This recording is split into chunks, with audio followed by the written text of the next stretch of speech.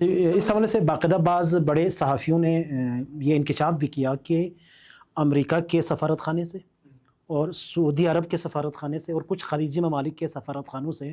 ہمارے کچھ صحافیوں کو باقاعدہ یہ میسج دیا گیا ریٹن فارم میں یا جس طرح بھی کہ آپ نے یہ باتیں کرنی ہیں،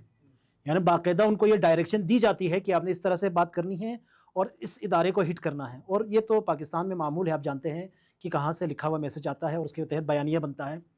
اور کل کو وہی جو مقتدرہ ہے وہ اپنا جو ہے وہ پینترا بدل لے اور رخ تبدیل کر لیں، تو ان تمام صحافیوں کو ایک دم اپنا رخ تبدیل کرنا پڑتا ہے۔ یہ پاکستان میں پہلے بھی ہوتا رہا ہے، لہٰذا سر عام یہ باتیں کی جا رہی ہیں کہ ایران کے اندر IRGC نے جیسے کو کی ہو اور حکومت کے اوپر کوئی قبضہ کر لیا ہو، سارے فیصلے جو ہے وہ سپاہ کے ہاتھ میں ہوں۔ حالانکہ جو ایران کے حالات کو نزدیک سے جانتا ہو، ایران کے سیاسی سسٹم کو اور سٹرکچر کو جانتا ہو، وہ یہ بات کر ہی نہیں سکتا۔ جی ہاں، دیکھیے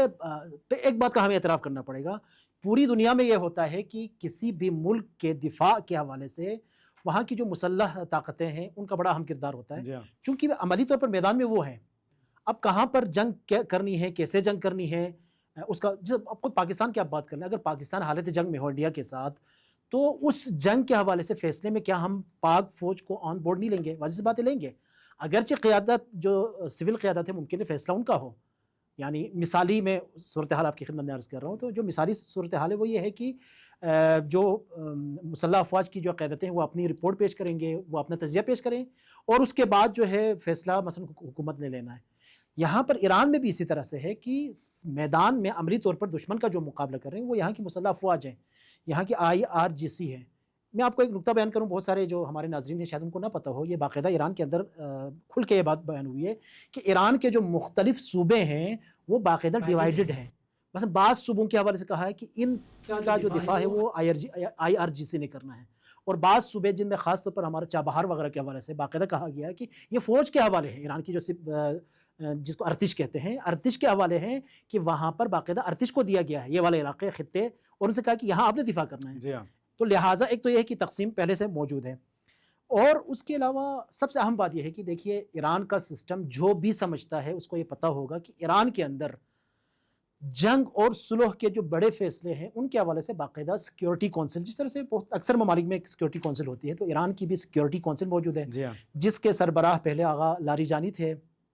دبیر جو اس کا جو سربراہ ہمیشہ صدر ہوتا ہے، سربراہ جو ہوتا ہے وہ ہمیشہ صدر ہوتا ہے، صدر جو عوام کا منتخب صدر، ابھی آغا قالیباف جو ہے اس کے صدر ہیں، اہم فیصلے سارے وہاں پر ہوتے ہیں۔ پزشکیان، ہاں، پزشکیان جو منتخب صدر آغا پزشکیان جو ہیں اس کے ہیڈ ہیں اور صدر ہیں۔ ہاں، لیکن اس کے جو اہم ترین اگر کوئی بڑا فیصلہ ہو تو اس کا جو فیصلہ ہے جب تک سپریم لیڈر ولی فقیہ کی تائید شامل نہ ہو تو وہ فیصلہ امپلیمنٹ نہیں ہو سکتا۔ البتہ ایک اور چیز جو انتہائی اہم ہے، ایران کا جو آئین لکھا گیا ہے، جس آئین کو باقاعدہ جو ہے وہ ایران نے یہاں پر ریفرنڈم کے ذریعے سے اس آئین کو منظور کیا، تو اس آئین کے اندر باقاعدہ یہ موجود ہے کہ ایران کی جو مسلح افواج ہے وہ براہ راست ولی فقیہ کے انڈر ہیں، لیکن جو ملک کے اہم ترین فیصلے ہیں وہ سیکیورٹی کونسل نے کرنے ہیں اور پھر ولی فقیہ اس کی تائید یا اس فیصلے کو رد کرے۔ لہٰذا یہ کہنا کہ کوئی ایک گروپ فیصلہ کر لے اور اس کا فیصلہ جو ہے باقی سب کے اوپر مسلط ہو جائے، ایسا ایران کے اس سسٹم کے اندر ممکن ہی نہیں ہے، چونکہ ایک تو یہ ہے کہ آپ کی مسلح افواج یا ارتش جسے کہتے ہیں وہ الگ سے موجود ہیں، اور اسی طرح سے جو فیصلے ہوں گے آپ نے دیکھا ہوگا کہ ملک کی جو سول قیادت ہے اور اس کے اندر بھی اگرچہ فوج کی نمائندگی موجود ہے، لیکن اس کے علاوہ پارلیمنٹ کا اسپیکر ہے، اس کے علاوہ جو چیف جسٹس ہے وہ بھی موجود ہے، ملک کا صدر موجود ہے، اور اس طرح مختلف ان سب نے مل کر ملک کے جو اہم ترین فیصلے وہ کرنے ہوتے ہیں، اور عملاً ہم نے دیکھا کہ ایسا ہی ہوتا ہے۔ جی ہاں، تو لہٰذا اگر آپ کی مراد یہ ہے کہ مسلح افواج کو IRGC کو آن بورڈ لیا جاتا ہے تو یہ پوری دنیا میں ہوتا ہے اور آن بورڈ لینا چاہیے، چونکہ وہ میدان میں ہے، وہ حالات اور سچویشن کو بہتر جانتے ہیں۔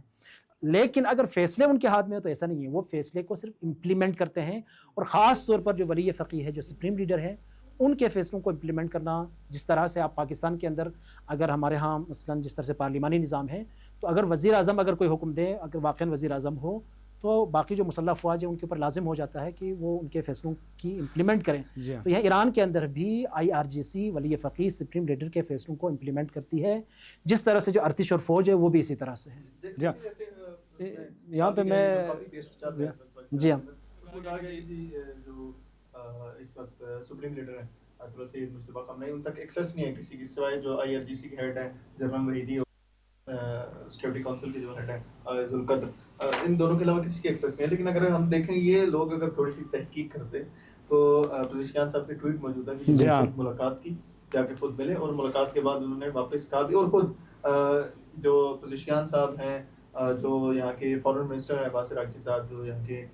پارلیمنٹ کے اسپیکر ہیں اور اس ڈیلیگیشن کے ہیڈ بھی ہیں، مذاکراتی کمیٹی ہے، ان کے اکٹھے ٹویٹ بھی موجود ہیں، یک رہبر یک ملت. جی ہاں، یہ اس حوالے سے کہ یعنی ہمارا رہبر بھی ایک ہے، ہماری ملت ایک ہے اور ہم سارے یکجاں ہیں. بالکل. لیکن یہ جو کاپی پیسٹ ہے دیکھیں اب میں بالکل ایک کھلی بات واضح بات کرنا چاہتا ہوں. اگر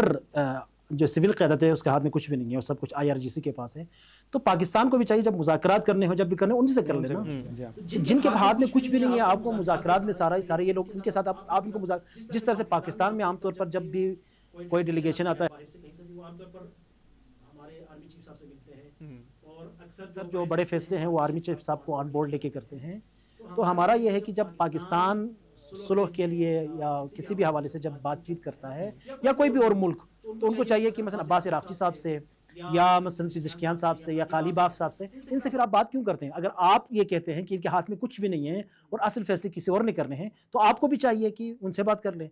حالانکہ آپ بھی جانتے ہیں، ہم بھی جانتے ہیں کہ عملاً ایسا نہیں ہے، بلکہ ہم نے اس جنگ کے دوران دیکھا کہ یہاں پر تمام طاقتوں کے درمیان واقعاً ایک کوارڈینیشن موجود ہے. دیکھیں چھوٹے موٹے اختلاف، فکری اختلاف ایک حد تک ہو سکتا ہے، لیکن عملی طور پر جو عملی میدان ہے وہاں پر کسی قسم کا کوئی اختلاف نہیں ہے. اس حوالے سے سب سے جو بڑا فورم ہے ان کا سیکورٹی کونسل ہے، ایران کی سیکورٹی کونسل ہے. اس کونسل کے اندر جو ہے وہ سارے فیصلے ہوتے ہیں اور وہی امپلیمنٹ ہوتے ہوئے ہمیں نظر آتے ہیں.